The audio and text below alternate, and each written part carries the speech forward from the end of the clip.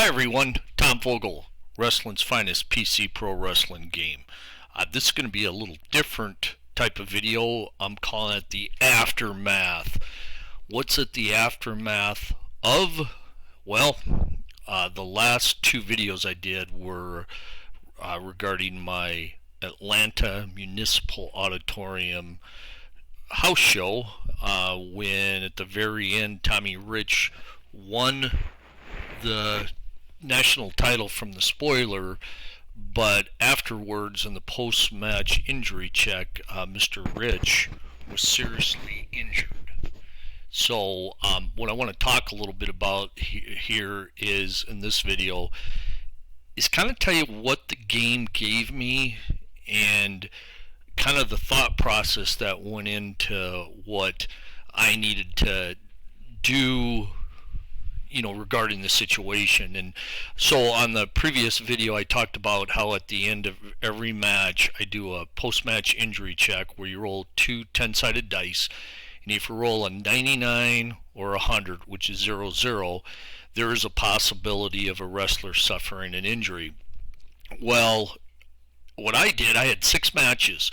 The first 5 matches I rolled the dice 10 times, twice after each match, and everything was fine, meaning no injuries. Well, I get to the final match, and I had rolled for Tommy Rich first, and I actually rolled 100, and the result was Tommy Rich was hurt for 104 days, and it turned out to be, when he tried to stand up, he couldn't, basically fell down. And so I'm going with, that was the first decision I had to make, not a big one, but I went with Tommy Rich had a major head injury which caused a major concussion, forcing him to miss time. Now, how did that occur, since it didn't occur during the match? Well, when I posted the match results at the forum, I actually copied and pasted the text. And so what I'm going with is, they did brawl afterwards. They were separated and both were taken back to their respective dressing rooms. But during that brawl, the spoiler used a headbutt on Tommy Rich. Now, the brawl continued, so it wasn't like he was hurt there, but once he got to the dressing room, the storyline is that the ringside doctor who does all the post-match checks saw something was wrong. He asked Tommy to stand up. Tommy tried to, and he basically fell down. Doctor realized there was a serious situation going on. They quickly called medical personnel. Tommy Rich was stretchered out to an ambulance and taken to a local Atlanta hospital. Now, of course, all the Tommy Rich fans are out in Peach Street tossing a few back because they're happy that Wildfire won the title. And nobody knows this. Now, in my replay, now we're starting to get into decisions I have to make. In trying to keep the realism going, how Georgia was running at that time was the Friday nights it would, about once a month they would do the Omni, but the other 3 Friday nights they would do the Municipal Auditorium, which is right off kind of real close to downtown. I actually walked by it when I was in Atlanta for some work one time, and it was pretty cool seeing the building, which I think now is Georgia State owns it, but it's a kind of a grand old building. It's kind of cool. But anyway, that's where this match occurred, but it's on Friday nights, and the reason Georgia did this, per my research, was that would allow the wrestlers, they would wrestle Friday night, get to go spend the night in their own bed, because the TV tapings at WTBS Studio were, I believe, at 8 a.m. Saturday morning.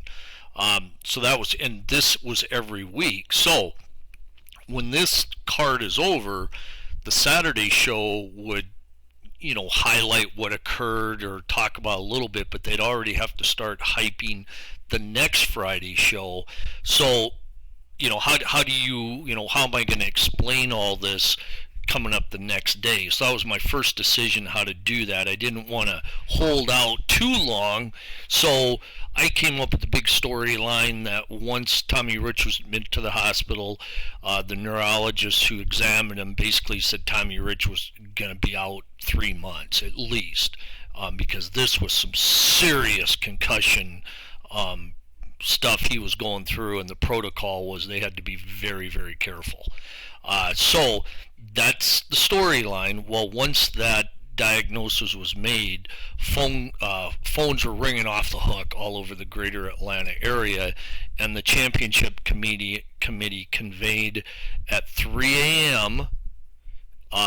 To hold emergency meetings what to do, because remember, they only have about 5 hours until the show is taped, Saturday morning. So they had to come up with a plan. So what my plan is, and I'm thinking, okay, I got to have a new champion. And really the only logical way to do it is to have a tournament. However, I kind of want to test out the new feature we have in version 3 where injured wrestler has an injury or injured wrestler selection, where you basically can take a tournament and during the course of the tournament, as wrestlers advance, you use their stamina off, and here it is. It's set injured wrestler right here. So as they advance through the tournament, you keep track of how much stamina they're off. And I did post a chart, and I believe I showed it during one of my earlier videos, where depending on how much stamina a wrestler's lost, he may have to use the injured wrestler setting, which would put him at a disadvantage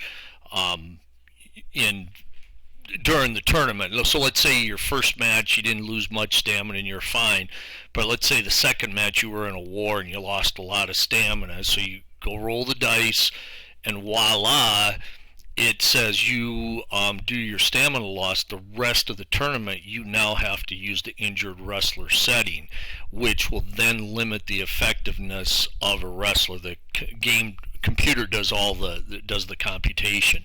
So what I decided to do was do a 16-man one-night tournament, and it just so happens the upcoming Friday card happens to be the Omni card, and I'd had that scheduled out, and it luckily came up that way. That leads to another problem. If you have a 16-man tournament and you have a potential of having 15 matches, now granted, I am going to have some double countouts and draws. I play it that if you don't have a winner, whether it's a double DQ, double countout, no contest, anything that results with not a winner, both wrestlers are eliminated. I don't redo the match. I don't go to a tiebreaker. They're done, because that's in wrestling days, that's how they would do things. If you didn't have a winner, boom, you throw them both out. And part of that was, again, to be able to fit all your matches in on one show if it was a one-night tournament.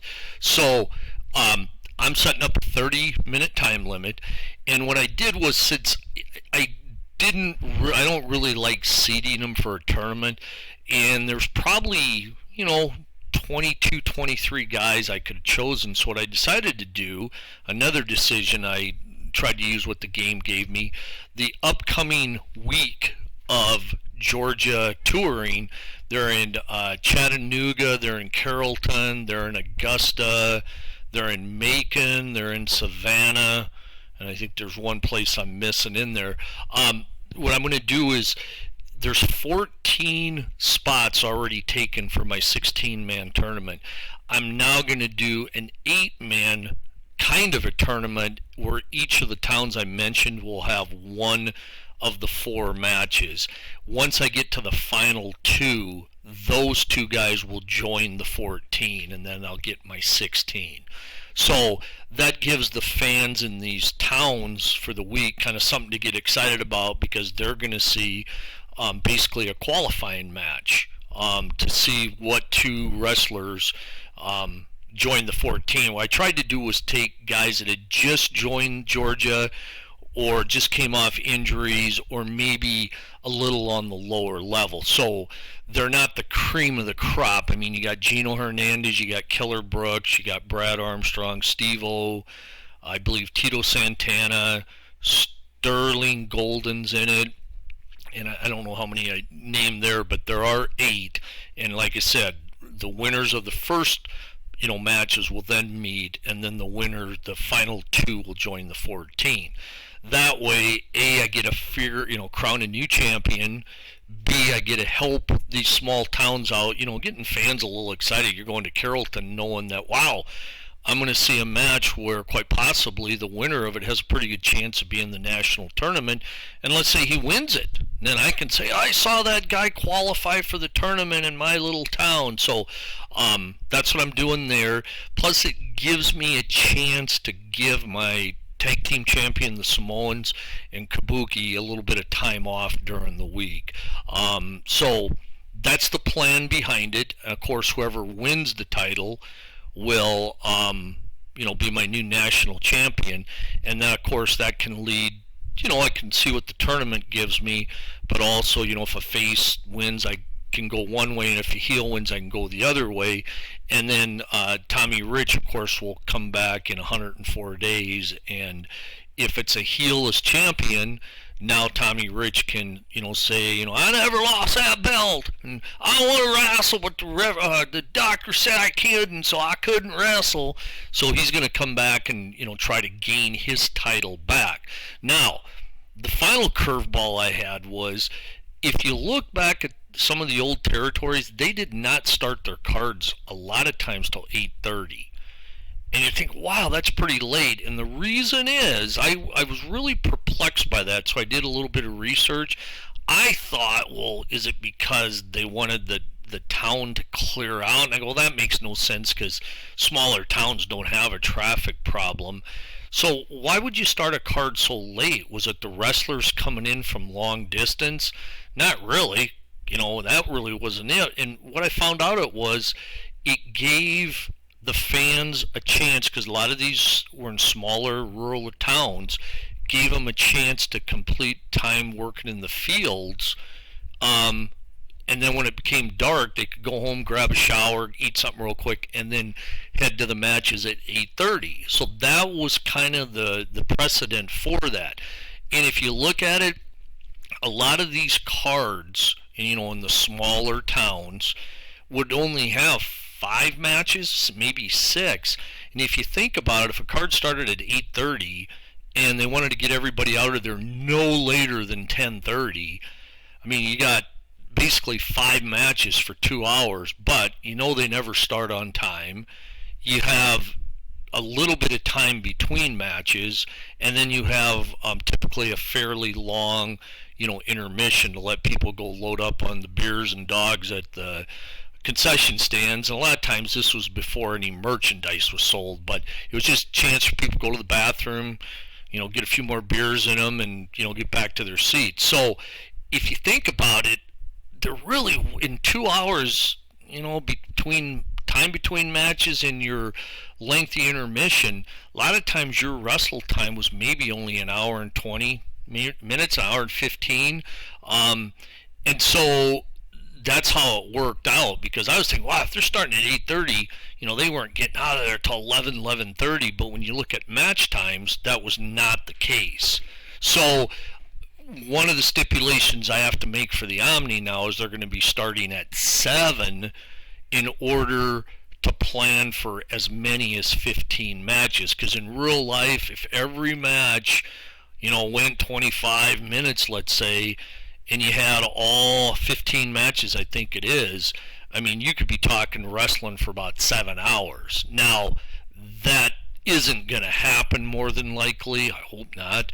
But you're going to say shorter times between matches. The only intermission will be right before the final championship match, and we'll make that a short one. I'm kind of big on trying to have things make sense and seem realistic, because otherwise I kind of roll my eyes on things that just don't make sense. But so that's what I'm going to do. I was thinking about just having an 8-man tournament that I could have done on like 2 or 3 Saturday shows, probably 3, but I didn't want to do that, only because I didn't want the belt not to be held by someone.